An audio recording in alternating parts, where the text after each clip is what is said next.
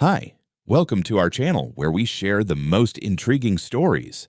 I never thought buying my dream home would ignite war with a suburban cult, but when a rogue HOA decided my private pool should be their community amenity, things spiraled from letters to lies, trespassing to fake 911 calls. Welcome to the battle for one man's backyard freedom. I never thought a locked gate and a swimming pool would trigger a full-scale neighborhood uprising, but then again, I'd never met Karen Aldridge before. It all started about 8 months ago when I bought a house perched alone on a high ridge just outside Clearwater Vista, a gated community in California known for its perfectly uniform stucco homes, pre-approved mailboxes, and apparently deep-seated hatred for independent thought. My place was different. It wasn't in their HOA, wasn't subject to their bylaws. It sat right next to the boundary line, built decades before their synthetic paradise ever existed. My lot had elevation, a panoramic view of the canyon, thick hedges, and a rectangular pool that shimmered in the sun like a defiant middle finger to every tan vinyl fence below. It was everything I wanted after 20 years of working my ass off as a private architect. Peace, privacy, and clean lines. The previous owner had been a painter who spent his final years here in quiet retreat. I understood that kind of solitude. I craved it, so I replaced the perimeter fence with a black steel one, installed electric gates, set up a secure access system, and forgot the rest of the world existed. A week after I moved in, I received a letter. Not from the city, not from Amazon, but from the Clearwater Vista Homeowners Association. That already set my alarm bells ringing. The envelope was thick, printed on linen stock, like it was a wedding invitation. I opened it at the kitchen counter while drinking coffee and scanning pool dimensions on a renovation client's render. The letter began, "Dear neighbor, in the spirit of unity and community well-being, we at Clearwater Vista cordially invite you to participate in our new weekend neighborhood access initiative. Your pool's unique location and visibility make it an ideal shared asset for the families of our association. We kindly ask you to consider unlocking your gate on Saturdays and Sundays between 10 and 6 to allow scheduled supervised use for HOA registered residents." I laughed out loud, then read it again. They weren't joking. They had somehow convinced themselves that my pool, on my property, with my name on the deed, was a community asset because it could be seen from their goddamn hiking trail. I didn't respond. I wasn't going to dignify absurdity with a letterhead. I figured they'd go away when ignored, like raccoons or college fundraisers. 3 days later, I was proven wrong. I got a motion alert from the driveway camera while I was out on a site visit. I opened the feed on my phone and watched 3 people standing just outside my gate. One woman, arms folded, sharp blonde bob, clipboard pressed tight against her chest like it held nuclear launch codes. The other 2 looked like her assistants, probably named Todd and Cheryl. The woman tapped on the gate's keypad, then yanked the handle like she expected it to open by sheer HOA authority. I turned up the audio. The camera caught her saying, "If this lock weren't here, we could have sorted this privately. He's being intentionally exclusionary." Then she leaned toward the keypad and muttered something about default codes and legal gray areas. I tapped into the speaker. "Hello?" They jumped. "Mr. Cross," she said, looking straight into the camera. "That's me. This is private property. Can I help you?" She smiled, tight and professional like a rattlesnake in a pantsuit. "Karen Aldridge, president of the Clearwater Vista Homeowners Association. We're here to discuss the letter we sent last week." "You mean the one where you suggested I open my gate so strangers can swim in my pool?" "It's not about strangers," she said sharply. "It's about community access. These homes were designed with shared lifestyle in mind. My home was designed by a guy named Barry who painted nudes and hated people. Trust me, this wasn't built for group swim lessons." Karen didn't laugh. "We're trying to avoid conflict, Mr. Cross. The HOA board feels very strongly that all neighbors should participate in fostering harmony. Then maybe they should put in their own damn pool." She blinked, visibly recalibrating. "We'll be in touch." The 3 of them walked off.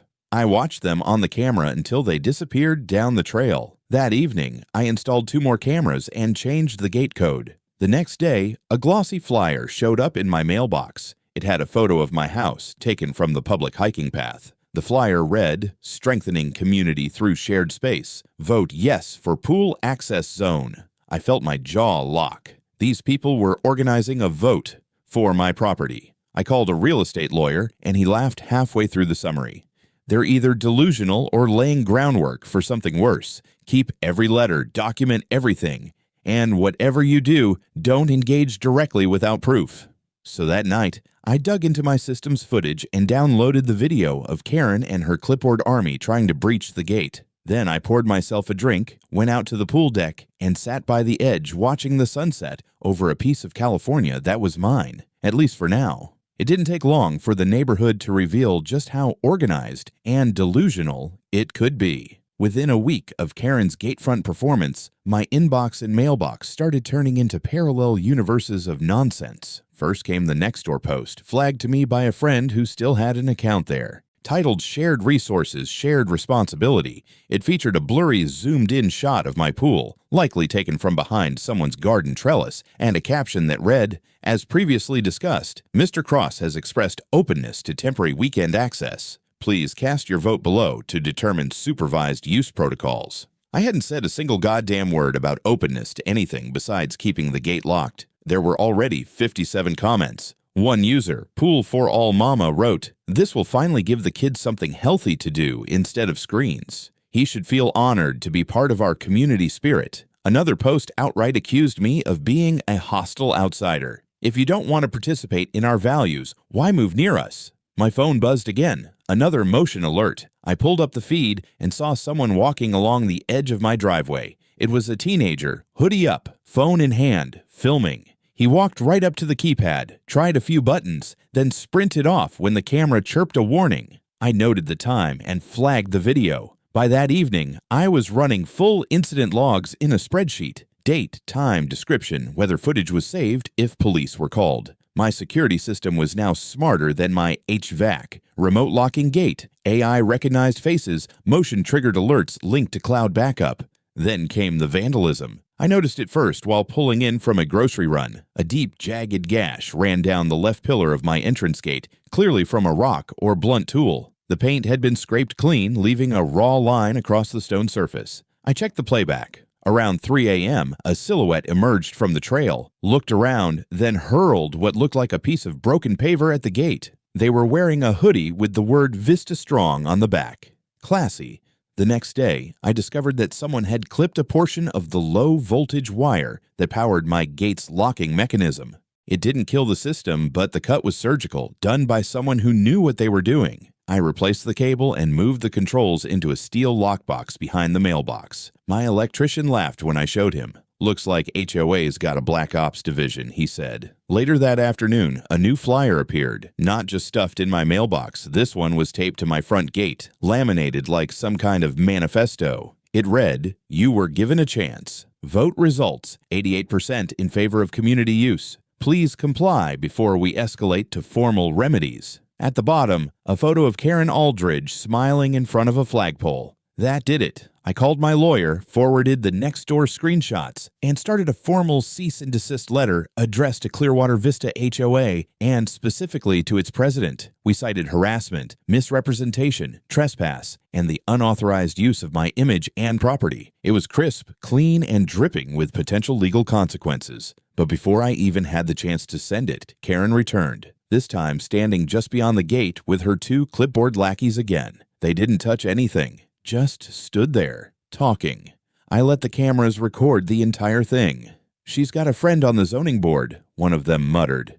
"Zoning won't save him. He's still adjacent. The spirit of the HOA includes the entire ridgeline." Then Karen chimed in.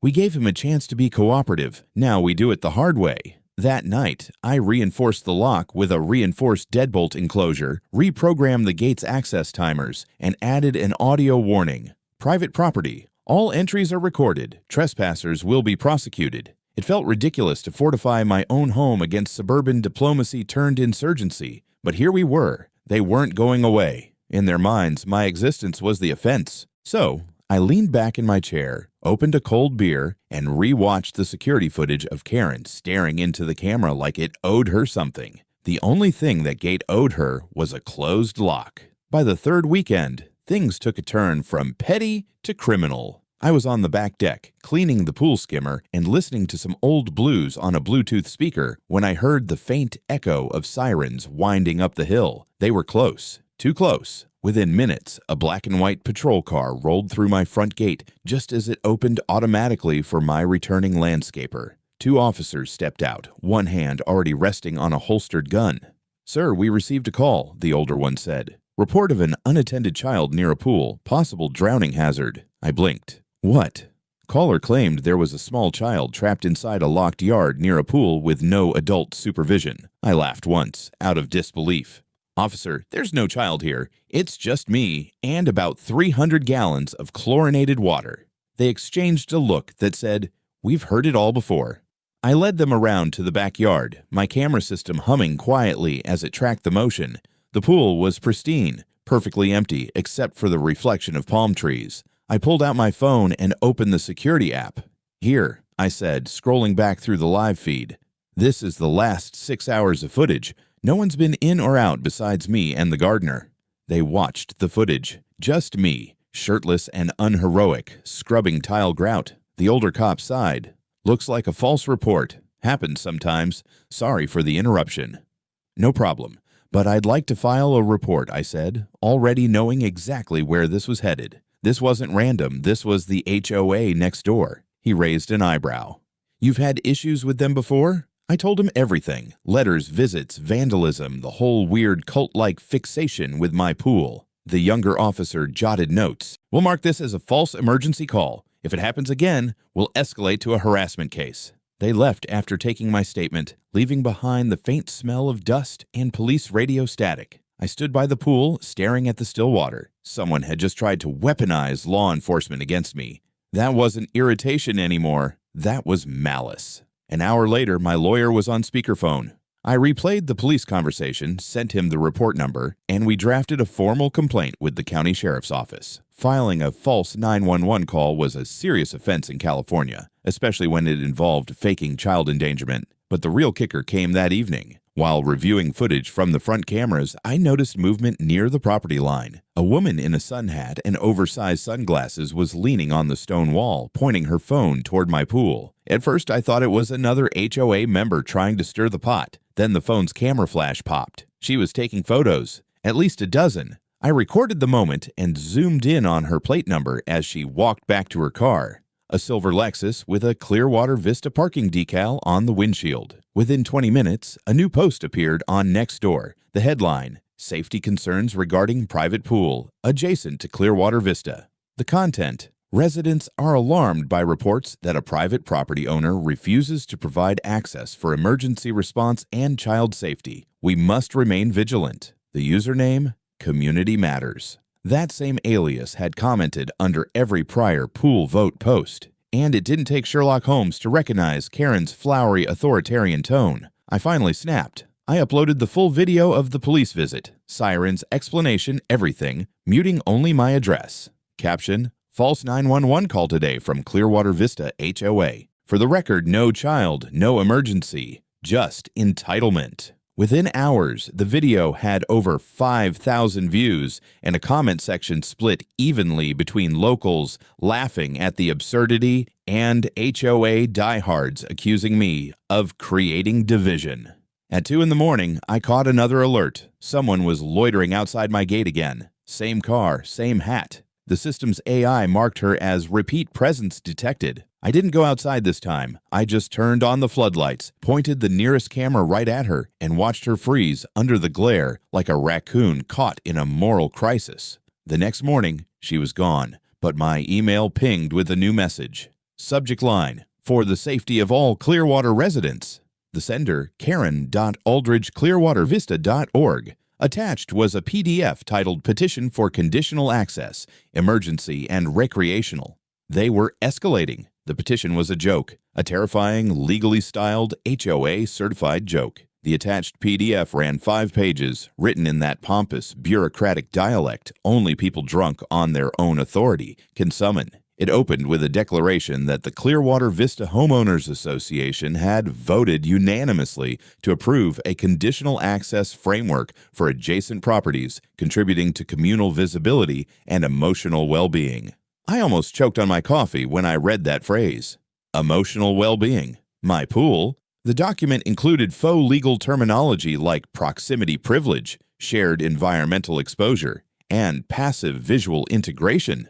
At the bottom, it named me, not just Benjamin Cross, but my full parcel ID, property line coordinates, and the exact dimensions of my pool, which they had inflated by at least 30%. The kicker came on the final page, a scanned form submitted to the Los Angeles County Department of Zoning and Environmental Review, marked received, signed, and dated. The subject line, Zoning Exception Request, Recreational Reclassification of Private Pool Adjacent to Community Border, filed on my behalf, signed by Karen Aldridge, claiming that I was working in cooperation with the Clearwater Vista HOA to create a shared-use aquatic amenity for nearby residents. I stared at the screen for a full minute before slamming my laptop shut and pacing in a slow circle like a tiger in a cage. This wasn't just harassment anymore. This was falsification identity fraud. She had submitted a legal filing pretending to be me. I forwarded everything to my attorney, then called him before the email even hit his inbox.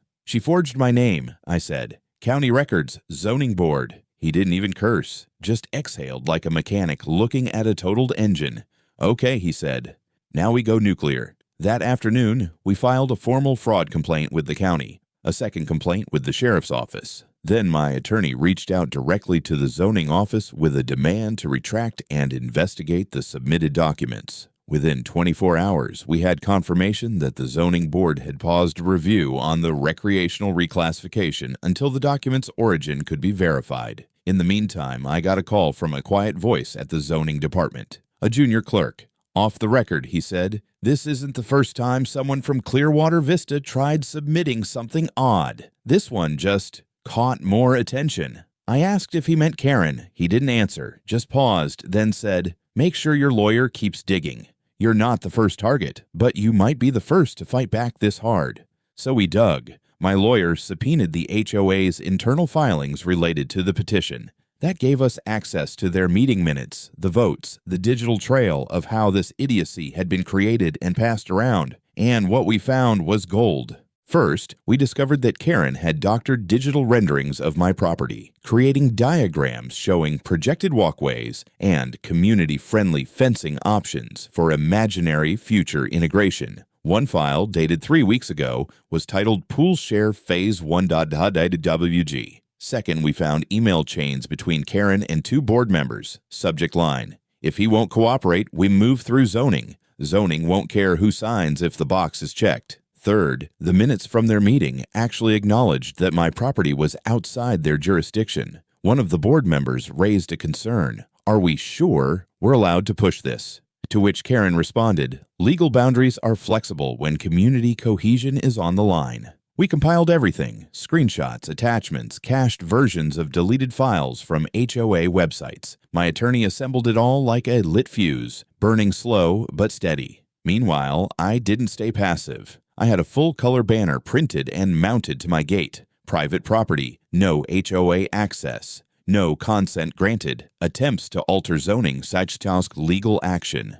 It was aggressive, but subtlety had clearly failed. I wasn't up against neighbors anymore. I was up against a cult of architectural fascism with clipboards. Then came the knock. It was late evening. I was reviewing blueprints when the chime rang through the gate intercom.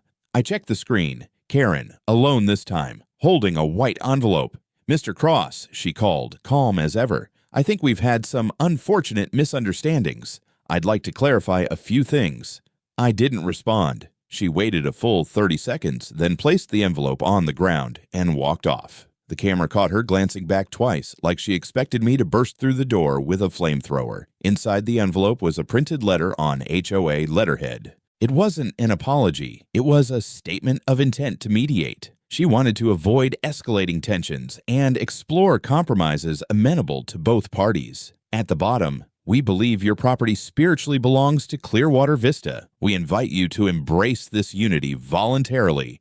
Spiritually. I didn't even know where to begin with that one. My lawyer didn't laugh when I sent it to him. He just said, she's about to hang herself with her own rope. Let's give her the chance.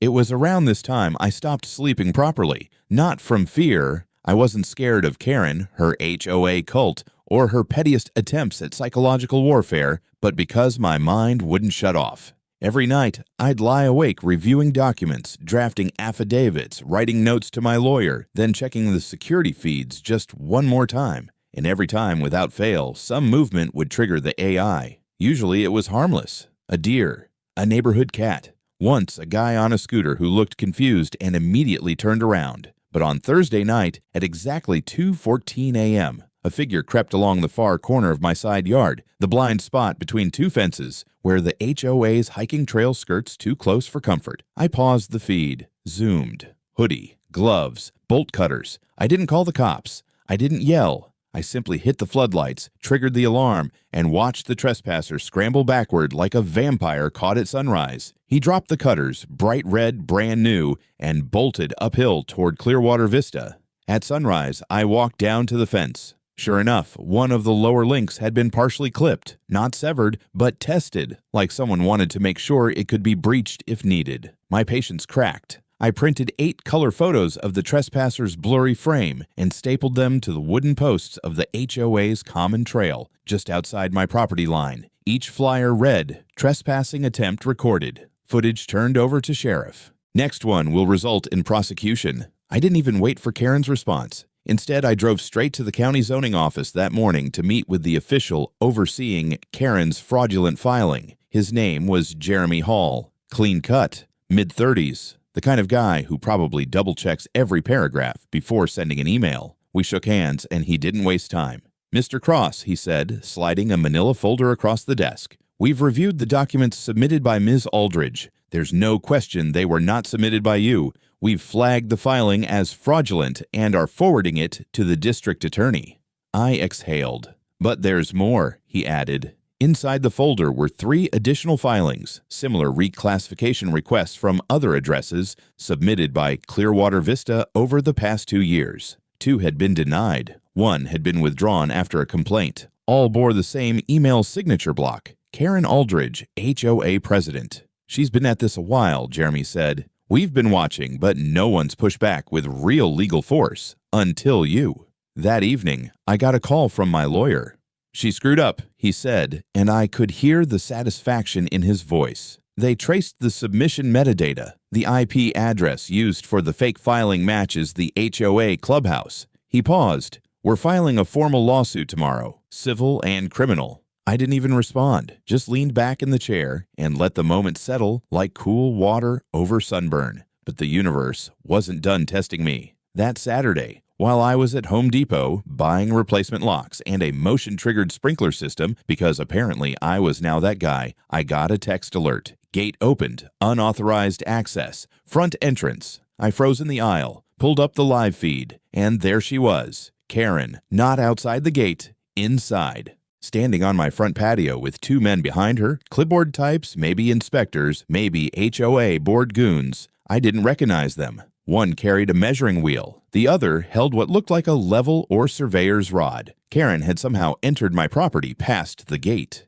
and was giving them instructions. I watched, stunned, as they started taking measurements around the pool. One of them pulled out a phone and began snapping pictures. I dropped everything and sprinted out of the store. Called the sheriff's office mid-drive and told them I had intruders on private property, caught on live video. The dispatcher took it seriously, very seriously. By the time I reached the house, 2 deputies were already there, standing at the open gate, talking to Karen. She was smiling. "You're trespassing," I said as I pulled up. She turned, perfectly calm. "We were conducting a community visual impact survey," she said. "Perfectly legal, under proposition." I cut her off. "No, you don't have easement access. You don't have consent. This is breaking and entering." The deputies weren't impressed by her charm. One had already seen the footage I sent. The other asked her to step aside while they questioned the men she brought. One of them folded almost instantly. "We were told this property was part of an annexation zone," he said. She said she had legal access. Karen's smile faltered. They issued her a trespass warning on the spot. I pressed charges. As she was escorted off my property, she turned to me and hissed through her teeth, "You're making this far worse than it needs to be, Benjamin." And I finally said what I should have said months ago. "You don't get to need anything from me."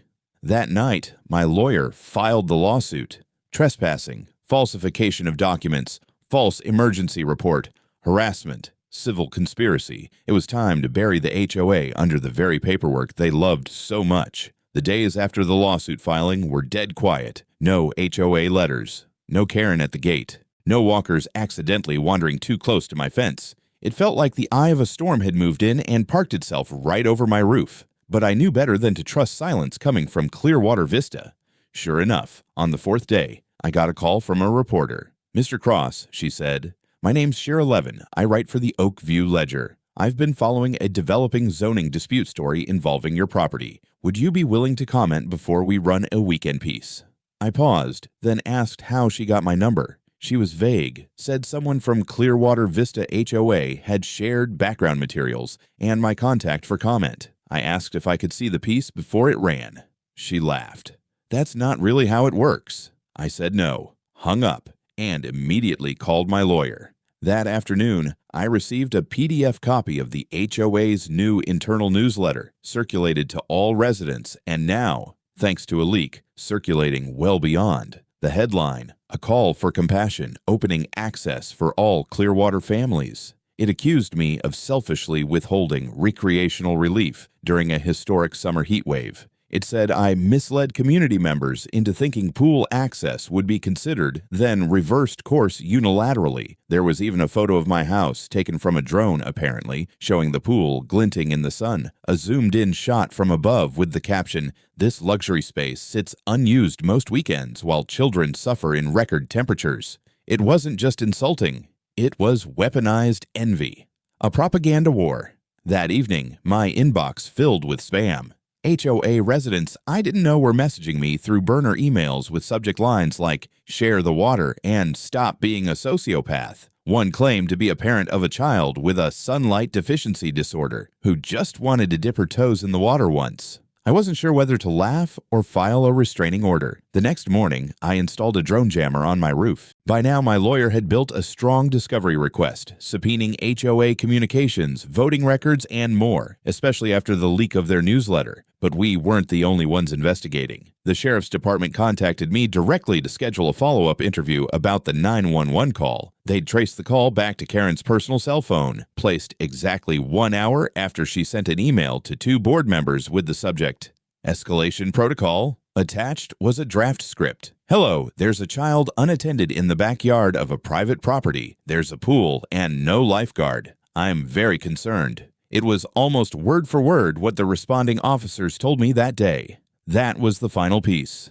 Malicious intent, premeditated. Meanwhile, a county prosecutor officially opened a fraud and harassment investigation against Karen and several members of the board. I wasn't the only one filing complaints anymore. 2 former HOA residents came forward with statements. One claimed she had been fined over $2,000 for blocking a communal view corridor, despite owning the land in question. The other described Karen as power mad and functionally running a shadow government from her patio. With all this momentum, we scheduled a preliminary court hearing. Karen showed up in a cream-colored pantsuit, clutching a binder, and followed by an exhausted-looking man in an ill-fitting blazer. Her attorney, I assumed. She tried to greet me as if we were old friends meeting by chance at a farmer's market. I didn't respond. The hearing was meant to be short. A scheduling formality, mostly procedural, but Karen couldn't help herself. When asked to confirm the nature of the dispute, she stood up and launched into a speech.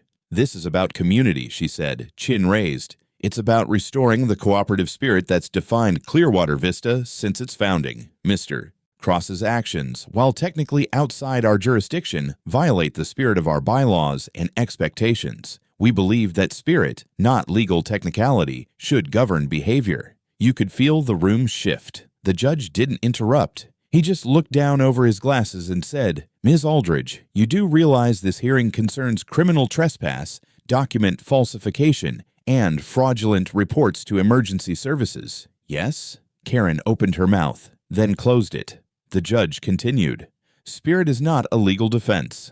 Then, in an almost theatrical gesture, he turned to my lawyer. Counsel, please submit all supporting documents, including video footage, zoning declarations, and HOA internal communications. We handed over a thumb drive with everything. Karen's attorney requested a continuance. Denied. The judge set a date for full evidentiary review. And with a final bang of the gavel, he added, Ms. Aldridge, until further notice, you are prohibited from entering Mr. Cross's property, contacting him directly, or discussing this case with third parties, including in public newsletters. Karen looked like she'd swallowed a lemon. Outside the courthouse, a reporter tried to corner me for comment. I kept walking, but I did offer one sentence, loud enough for the microphone. This is about property rights, not imaginary community feelings. For all the noise they made before, the HOA went disturbingly quiet after the hearing. It wasn't the kind of silence that suggested surrender. It was the strategic stillness of someone moving pieces behind the scenes, preparing for one last lunge. I could feel it. That feeling proved right when I received a letter from the county planning department marked urgent. It wasn't certified mail, which meant it had been dropped off in person. Inside was a notice that an anonymous complaint had triggered a review of potential code violations on my property. According to the document, there were concerns that my pool was constructed without proper drainage compliance, that the slope stability of my yard might be in violation of hillside runoff mitigation, and this one actually made me laugh out loud, that my gate might be improperly electrified. 3 different departments were being asked to inspect. I called my lawyer. He already knew. Someone from the planning department had tipped him off. It was Karen again, or someone doing her bidding.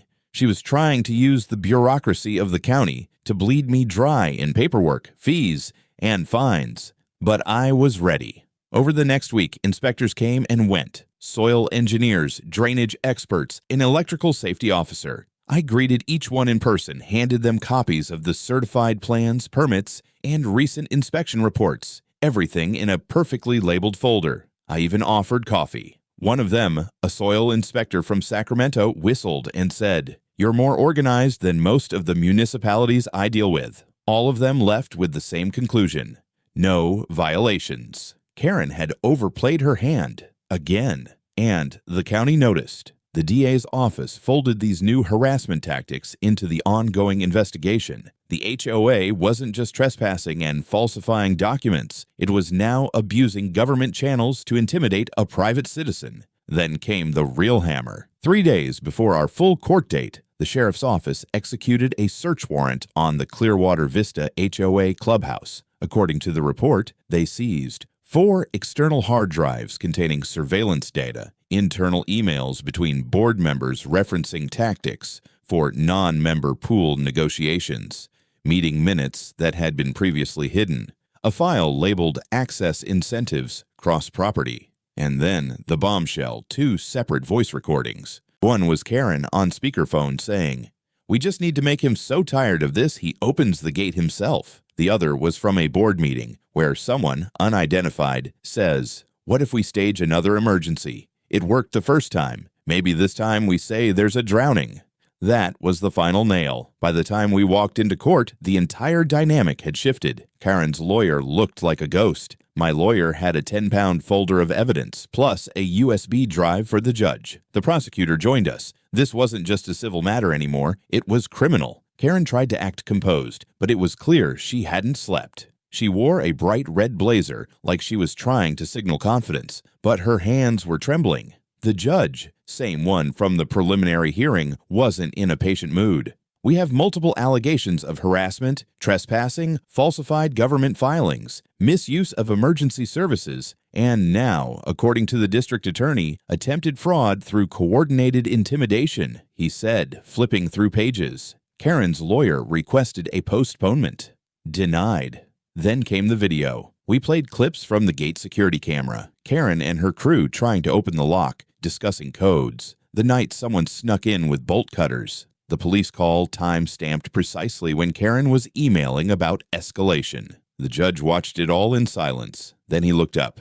"Ms. Aldridge, do you have anything to say before I render a preliminary ruling?" Karen stood, tried to deliver some nonsense about misunderstandings and community integration. But then she said the one thing she absolutely shouldn't have. "We just believe the pool should be for everyone. He's part of this community whether he likes it or not." You could feel the room recoil. The judge leaned forward. He is not part of your HOA. His property is private, outside your jurisdiction. And what I've seen here today is the clearest example I've witnessed in years of an HOA operating like a cartel. He ordered an immediate restraining order against Karen and any HOA activity targeting me or my property. He sanctioned the HOA for court costs, set a hearing for criminal proceedings against Karen, and referred the matter to the State Oversight Board for review of the HOA's nonprofit status. Outside, reporters were waiting. Again. This time I spoke. This isn't just about me, I said. It's about anyone who's ever been bullied by a board of neighbors who think they own more than their own front yard. And for the first time in weeks, I slept without checking the cameras. The week after the hearing, everything unraveled, just not for me. Karen Aldridge was officially indicted on 3 felony charges: filing false reports, falsifying public documents, and criminal harassment. The footage, the emails, and the recordings sealed it. When the arrest warrant came through, she was handcuffed on her front lawn, still wearing her HOA badge, as if authority could protect her. Her mugshot made the local evening news. I won't lie, I saved the clip.